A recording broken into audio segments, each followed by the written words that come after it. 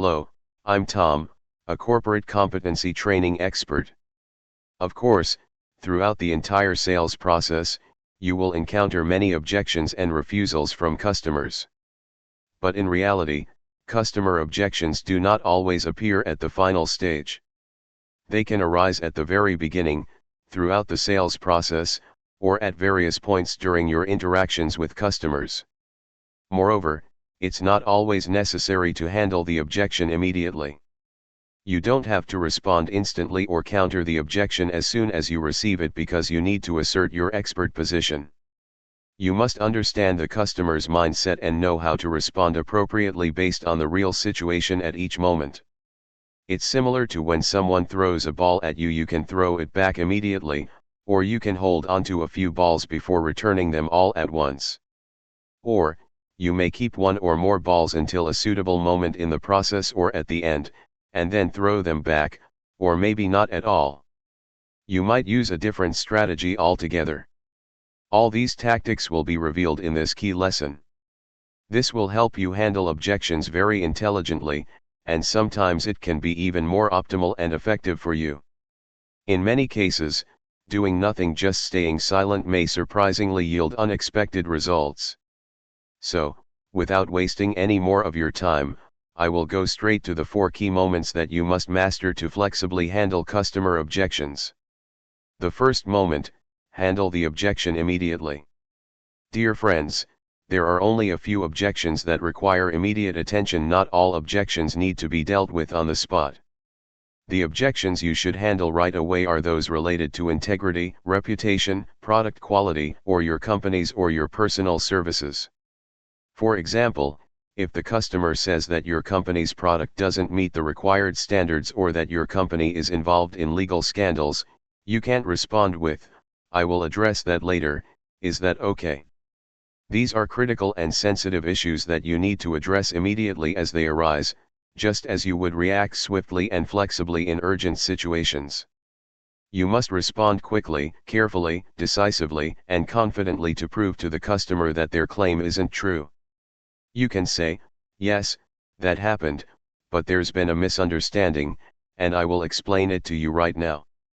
The second moment: handle objections during your sales pitch. Customer objections can arise during the one-on-one sales process or even in a group setting when you're presenting to a large audience. My dear friends, here are 2 tips you can apply to handle objections that come up during your sales presentation. The first tip: instead of waiting for the customer to object or oppose, you can proactively introduce the objection or opposition yourself by saying something like, "Dear friends, normally, after I mention this, many people ask me."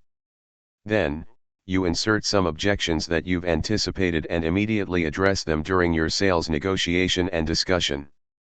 Sometimes, by bringing up and addressing objections yourself, you'll come across as more professional and proactive, enhancing your credibility in the customer's eyes, right? The second tip: during your presentation, the customer might start wondering, "What about this? What about that? This seems too expensive. How do we know what you're saying is true?"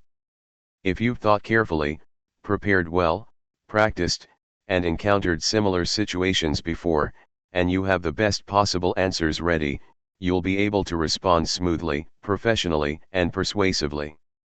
Confidently handling these objections immediately is important because if customers have an unspoken objection in their minds, it will act as a barrier.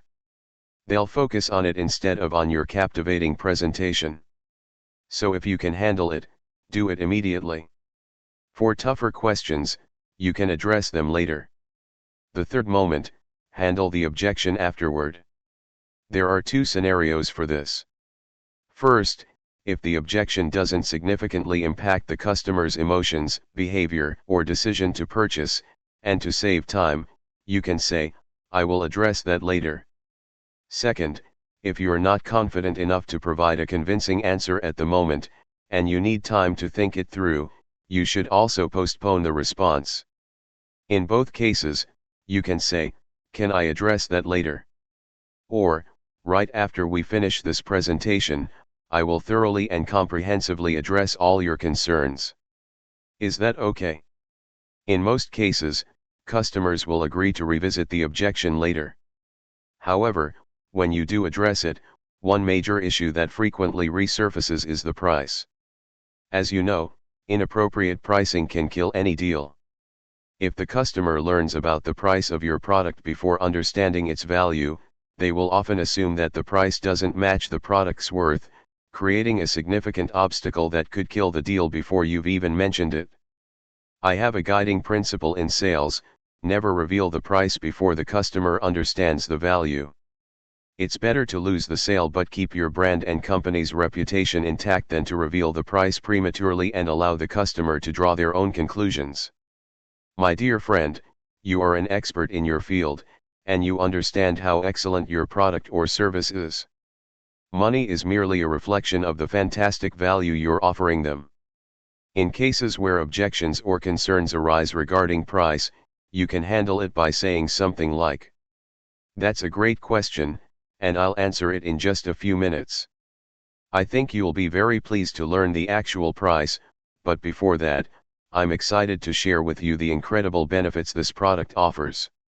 Most customers will politely agree to wait for your answer on the price. My dear friend, I love this approach, and before we move on to the final key moment, let me remind you of a fundamental guiding principle: never talk about price before the customer knows the value.